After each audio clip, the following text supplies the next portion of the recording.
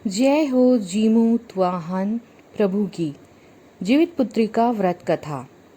जितिया व्रत कथा। इस कथा का पाठ करने से संतान दीर्घायु होते हैं और राजा जैसा जीवन बिताते हैं।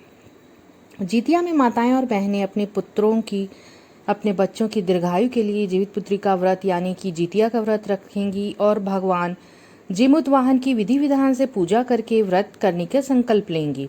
हर साल आश्विन मास में कृष्ण पक्ष की सप्तमी वृद्धा अष्टमी तिथि में यह व्रत किया जाता है। इस व्रत में भगवान जीमूतवाहन की पूजा होती है और उसकी व्रत कथा का पाठ किया जाता है। मान्यता है कि इस कथा का पाठ करने से आपके बच्चों की आयु लंबी होती है और साथ ही उनका जीवन में राजा के समय बीतता है। जितिया व्रत कथा आप सुनते हैं। एक बार नैमिषारण्य के निवासी ऋषियों ने संसार के कल्याणार्थ सूत जी से पूछा, हे सूत जी, कराल कलिकाल में लोगों के बालक किस तरह दीर्घायु होंगे, सो कहिए। सूत जी बोले, जब द्वापर का अंत और कलयुग का आरंभ था, उसी समय बहुत सी शोकाकुल स्त्रियों ने आपस में सलाह की थी कि क्या इस कलयुग में माता के जीवित रहते पुत्र मर जाएंगे। जब वे आपस में कुछ निर्णय नहीं कर सकी, तब गौतम जी के पास पूछने के लिए गईं। जब उनके पास पहुंची, तब उस समय गौतम ऋषि जी आनंद के साथ बैठे हुए थे। उनके सामने जाकर उन्होंने मस्तक झुकाकर प्रणाम किया। तदंतर स्त्रियों ने पूछा, हे प्रभु, इस कलयुग में लोगों के पुत्र किस तरह जीवित रहेंगे? इसके लिए कोई व्रत या तप हो तो कृपा करके बताइए। इस तरह उनकी बात सुनकर गौतम जी बोले, मैं आपसे वही बात करूंगा जो मैंने पहले से सुन रखा है।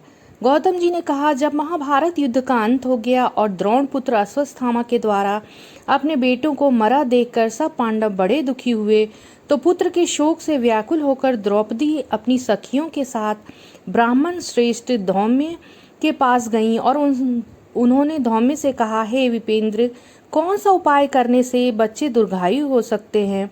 कृपया करके ठीक ठीक कहिए। धौम्य बोले, सत्युग में सत्य वचन बोलने वाला, सत्य आचरण करने वाला समदर्शी जीमूतवाहन नामक एक राजा था। एक बार वह अपनी स्त्री के साथ अपनी ससुराल गया और वहीं रहने लगा। एक दिन आधी रात के समय पुत्र के शोक से व्याकुल कई स्त्री रोने लगी, क्योंकि वह अपने बेटे के दर्शन से निराश हो चुकी थी। उसका पुत्र मर चुका था। वह रोती हुई कहती थी, हाय, मुझ बूढ़ी माता के सामने मेरा बेटा मरा जा रहा है। उसका रुदन सुनकर राजा जीमूतवाहन का तो मानो हृदय विदीर्ण हो गया।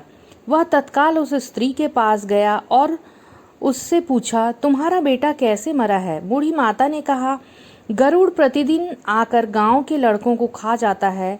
इस पर दयालु राजा ने कहा, माता, अब तुम मत रो, आनंद से बैठे रहो, तुम्हारे बच्चे को बचाने का यत्न करता हूँ। ऐसा कहकर राजा उस स्थान पर गया जहाँ गरुड़ आकर प्रतिदिन मांस खाया करता था। उसी समय गरुड़ भी उस पर टूट पड़ा और मांस खाने लगा।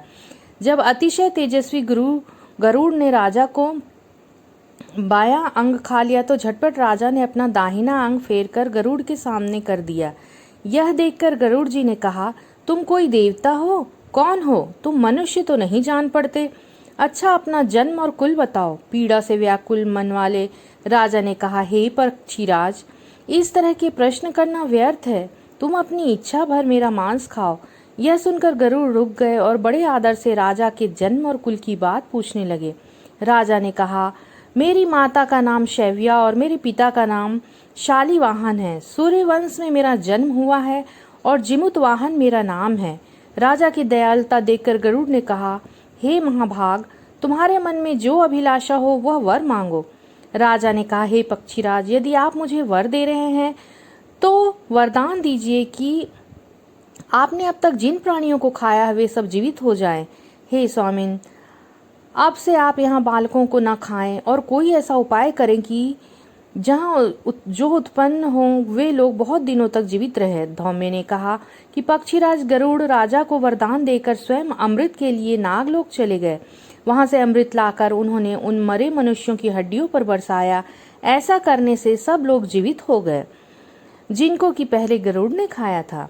राजा के त्याग और गरुड़ की कृपा से वहां लोगों का बहुत कष्ट दूर हो गया। उस समय राजा के शरीर की शोभा दूनी हो गई थी। राजा की दयालुता देखकर गरुड़ ने फिर कहा, मैं संसार के कल्याणार्थ एक और वरदान दूंगा। आज अश्विन कृष्ण सप्तमी से रहित शुभ अष्टमी तिथि है। आज ही तुमने यहाँ की प्रजा को जीवन दान दिया है। हे वत्स, अब से यह दिन ब्रह्म भाव हो गया है, जो मूर्ति भेद से विविध नामों से विख्यात है। वहीं त्रैलोक्य से पूजित दुर्गा अमृत प्राप्त करने के अर्थ में जीवित पुत्रिका कहलाई है। सो इस तिथि को जो स्त्रियां उस जीवित पुत्रिका की और कुश की आकृति बनाकर तुम्हारी पूजा करेंगी, तो दिनों दिन उनका सौभाग्य बढ़ेगा और वंश की भी बढ़ती होती रहेगी। हे महाभाग, इस विषय में विचार करने की भी आवश्यकता नहीं है। हे राजन, सप्तमी से रहित और उदया तिथि की अष्टमी को व्रत करे, यानी सप्तमी विद अष्टमी जिस दिन हो उस दिन व्रत न कर शुद्ध अष्टमी को व्रत करें और नवमी में पारण करें। यदि इस पर ध्यान न दिया गया तो फल नष्ट ही हो जाएगा और सौभाग्य भी अवश्य नष्ट हो जाएगा। जिमित वाहन को इस तरह का वरदान देकर गरुड़ वैकुंठ धाम को चले गए और राजा भी अपनी पत्नी के साथ अपने नगर को वापस चले गए। धौम्य ऋषि ने द्रौपदी से फिर कहा, हे देवी, मैंने ही अतिशय दुर्लभ व्रत तुमको बताया है। इस व्रत को करने से बच्चे दीर्घायु होते हैं। हे देवी, तुम भी पूर्वोक्त विधि से यह व्रत और दुर्गा जी का पूजन करो, तो तुम्हें अभिलाषित फल प्राप्ति होगी। मुनिराज सौम्य की बात सुनकर द्रौपदी के हृदय में एक प्रकार का कौतूहल उत्पन्न हुआ और पूर्ववासिनी स्त्रियों को बुलाकर उनके साथ यह उत्तम व्रत किया। गौतम ने कहा, यह व्रत और इसके प्रभाव को किसी एक चील ने सुन लिया और अपनी सखी सियारन को बतलाया। इसके बाद पीपल वृक्ष की शाखा पर बैठकर उस चील ने और उस वृक्ष के खेतों में बैठकर सियारन ने भी व्रत किया। फिर वही चील किसी उत्तम ब्राह्मण के मुंह से यह कथा सुनाई और पीपल के खोतों में बैठी हुई अपनी सखी को सुनाया। सियारन ने आधी कथा सुनी और उसे भूख लग गई और वह उसी समय शव से भरे शमशान में पहुंची। वहां उसने इच्छा भर मांस का भोजन किया और चील बिना कुछ खाए पिए रह गई और सवेरा हो गया। सवेरे वह गौशाले में गई और वहां गौ का दूध पिया। इस तरह नवमी को उसने पारण किया। कुछ दिनों बाद वे दोनों मर गईं और अयोध्या में किसी धनी व्यापारी के घर में जन्मी। संयोग से उस दोनों का जन्म एक ही घर में हुआ, जिसमें सियारन ज्येष्ठ हुई और चील छोटी। वे दोनों सभी शुभ लक्षणों से युक्त थी, इसलिए बड़ी लड़की काशीराज के और छोटी उसके मंत्री के साथ गारे पर अग्नि के सामने विधि पूर्वक ब्याही गई। पूर्व जन्म के कर्म फल से वह मृगनयनी रानी हुई।